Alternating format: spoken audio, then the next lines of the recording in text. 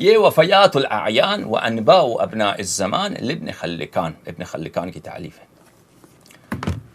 یہ بھی بہت کٹر انٹائی شیعہ ناصبی شخص ہے ابن خلکان. وفیات الاعیان وانباء ابناء الزمان تعلیف ہے.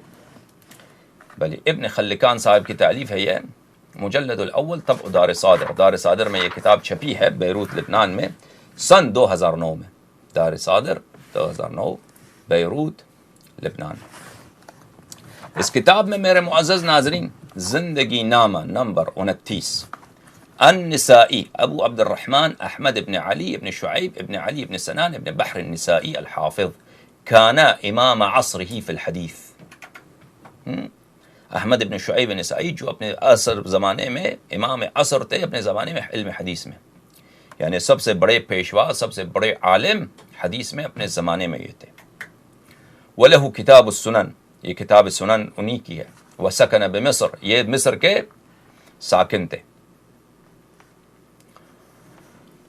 یہ اب زندگی میں چلے گئے مصر کو چھوڑ کے دمشق چلے گئے.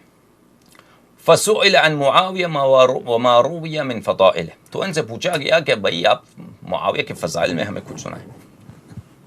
ان سے کہا کہ مولوی صاحب ہمیں معاویہ کے فضائل میں اظہار خیال کریں، آپ کچھ سنائیں.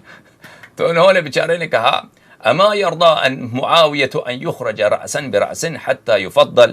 انہوں نے کہا کہ بھئی معاویہ بھی کوئی چیز ہے، معاویہ بھی کوئی چیز ہے جس کے لیے آپ فضیلت مانگتے ہیں ہم سے کہ ہم اس کے فضیلت بیان کریں. اے معاویہ کو اگر ہم ذکر ہی نہ کریں تو بہتر ہے، کیوں آپ ہمیں چھیڑتے ہیں کہ اس کے فضائل بیان کریں. تو کیا ان کے ساتھ وفی روایت اخرى ما اعرف له فضیلة الا لا اشبع اللہ بطنک. اس نے کہا دوسری روایت میں کہا کہ میں اس کے متعلق تو کوئی فضیلت نہیں جانتا ہوں، بس یہ ہے کہ اس کی شان میں یہ حدیث ہے کہ خدا اس کی پیٹ کو سیر نہ کر دے.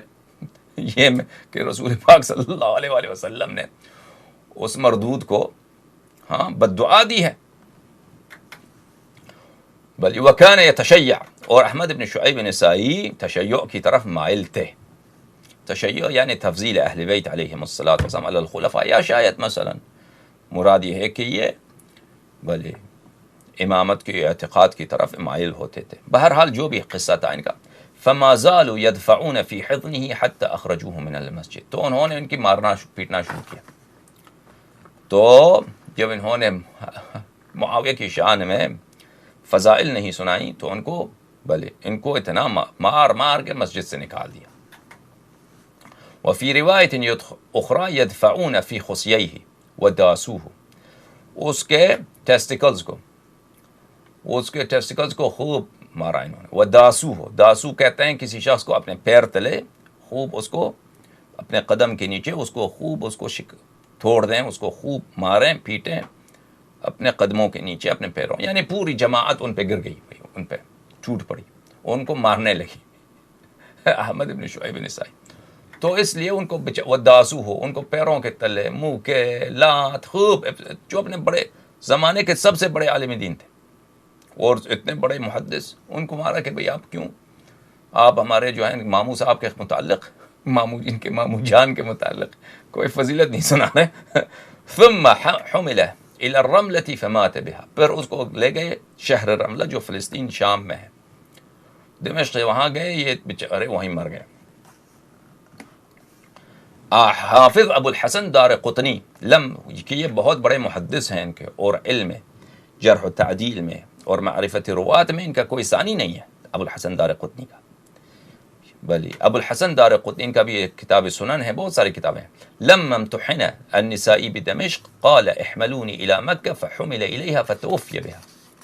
دوسرا قول یہ ہے کہ جب یہ مصیبت ان پہ ٹوٹ پڑی دمشق میں تو انہوں نے کہا مجھے مکہ لے کے چلو، مکہ لے کے چلے تو مر گئے وہاں پہ. دوسری روایت میں دارقطنی کہتے ہیں امتحن بدمشق فادرک الشہادہ فرحمہ اللہ تعالی.